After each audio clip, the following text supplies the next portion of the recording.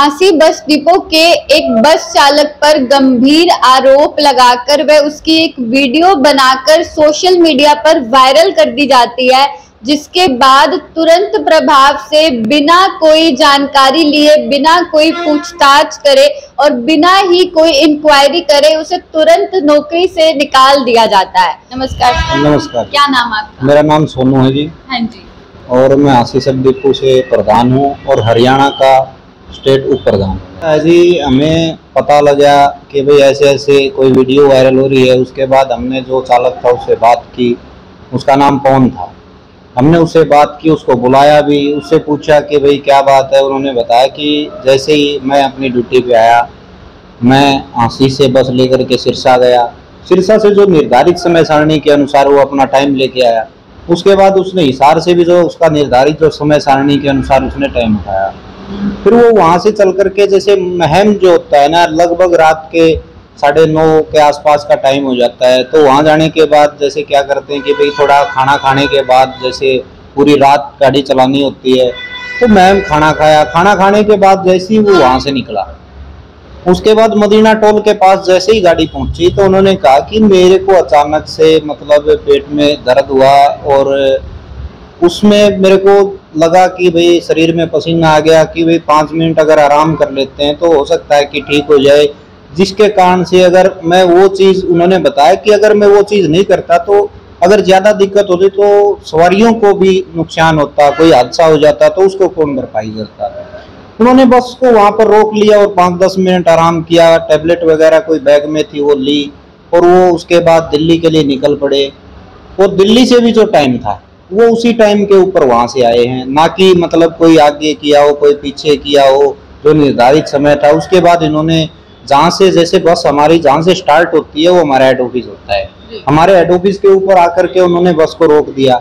रोकने के बाद जैसे ही मतलब यहाँ उन्होंने अवगत करवा दिया कि भाई मेरे को दिक्कत होगी।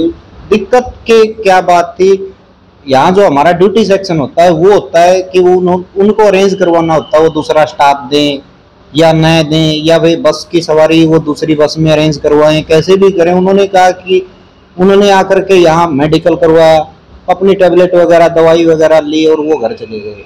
फिर जैसे ही मतलब पता लगता है कि कोई किसी ने वीडियो बनाई है उनको जो सीट पे लेटे हुए की, और उससे बोल रहे हैं कि भाई शराब पी रखी थी। इसमें अगर शराब की कोई बात होती तो सरकार मेडिकल कराती। सबसे मेन चीज तो ये है कि अगर किसी ने शराब पी रखी है तो सरकार मेडिकल से पुष्टि करो उसकी। ऐसे किसी की वीडियो वायरल से अगर किसी कर्मचारी को सस्पेंड किया जाएगा तो ये मतलब गलत चीज है। ये एक विभाग हित की चीज नहीं है, ये बदनामी की चीज भी होती है। जैसे अगर किसी भी कर्मचारी के ऊपर कोई भी आरोप लगाता है तो पहले उसका स्पष्टीकरण लिया जाता है। हमारे विभाग की जो जांच पड़ताल जो चलती है, विभागीय जांच परी जो होती है वो करनी जरूरी होती है। प्राइमरी जांच के बगैर ही उनको सीधा उस वीडियो के आधार पर सस्पेंड कर दिया गया। जी। तो क्या उस वीडियो के आधार पर कोई कंप्लेन वगैरह कुछ की गई थी? किसी जो पैसेंजर्स थे उन्होंने कंप्लेन करी थी कि इस तरीके से शराब पी रखी थी उन्होंने, ड्राइवर ने, बस चालक ने, जिसके बाद उन्हें नौकरी से निकाला हो? नहीं, अभी तक मतलब कोई ऐसी पुष्टि नहीं हुई है किसी ने की कंप्लेंट की हो। और लेकिन विभाग का, हमारे विभाग में बहुत सारी चीजें ऐसी, बहुत सारी शिकायतें आती हैं। सभी के ऊपर तो मतलब ये नहीं होता कि भी कोई भी शिकायत कर देता है तो उसकी प्रारंभिक जांच अवश्य करते हैं। जैसे कोई भी किसी से भी कोई गलती होती है तो उससे एक बार स्पष्टीकरण लिया जाता है कि क्या आपने ये किया है। उसके बाद विभाग जो भी फैसला लेता वो सही होता, चाहे वो दोषी भी पाते तो भी हम उस चीज से ये होते कि भी ठीक है इसने दोष किया है तो इसको सजा मिलनी चाहिए जो विभाग के द्वारा होती है। लेकिन ये जो मामला आया है इसमें ना तो कोई प्रारंभिक जांच, ना कोई लेटर, ना कुछ और, सीधा हिसार से ही कोई लेटर छप के आता है। उस लेटर के ऊपर बोलते हैं कि साइन करो और इसको सस्पेंड कर दिया जाता है। ये एक कर्मचारियों में रोष की भावना है। और हमारी जैसे झांसी सब डिपो के जो साझा मोर्चा के जो हमारे नेता हैं वो फिलहाल मतलब किसी कारण से हिसार, आज कोई चंडीगढ़ से मीटिंग आई हुई थी, वो वहाँ भी गए हुए हैं। और हम शीघ्र ही मतलब कोई ऐसा फैसला लेंगे कि जैसे महाप्रबंधक को भी हम मुंह तोड़ जवाब देने का काम करें। ऐसा है जी, ये चीज़ एक नॉर्मली भी बात होती है। जैसे कोई कर्मचारी लगा लो या आम इंसान लगा लो जो शराब में फुल है, जब वो बस को बीच में रोक सकता है तो उसके बाद दोबारा थोड़ी ना बस चलनी है।